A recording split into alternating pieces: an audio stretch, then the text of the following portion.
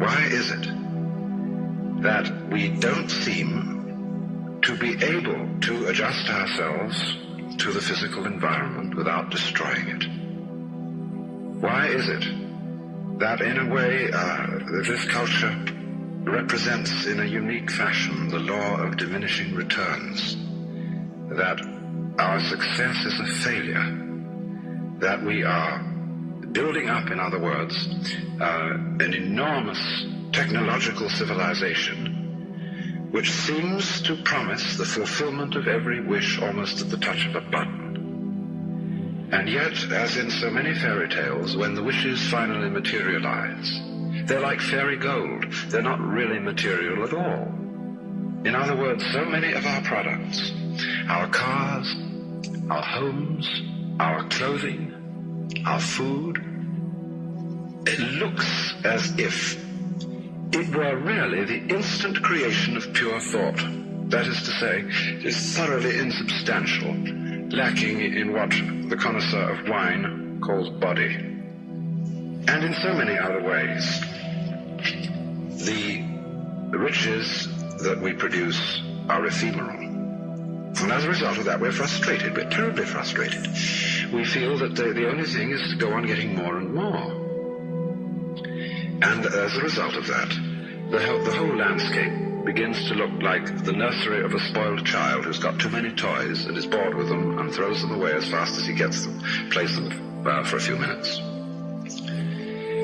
Also, we're dedicated to a tremendous war on the basic material dimensions of time and space. We want to obliterate their limitations.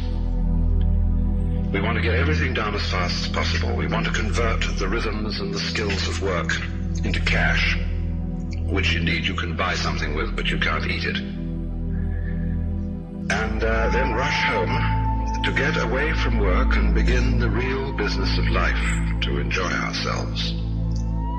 You know, for the vast majority of American families, what seems to be the real point of life, what you rush home to get to, is to watch an electronic reproduction of life. You can't touch it. It doesn't smell, and it has no taste.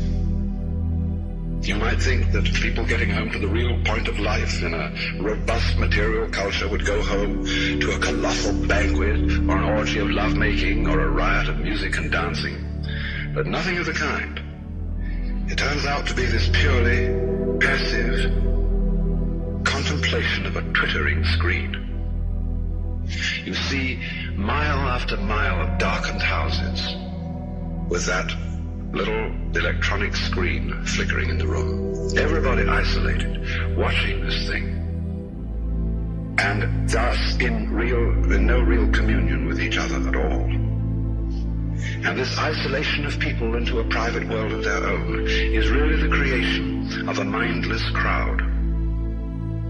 And so we don't get with each other, except for public expressions of getting rid of our hostility, like football or prize fighting. And even in the spectacles one sees on this television, it's perfectly proper to exhibit people slugging and slaying each other, but oh dear no, not people loving each other, except in a rather restrained way. One can only draw the conclusion that the assumption underlying this is that expressions of physical love are far more dangerous than expressions of physical hatred. And it seems to me that a culture that has that sort of assumption is basically crazy and devoted, unintentionally indeed, but nevertheless in fact devoted, not to survival, but to the actual destruction of life.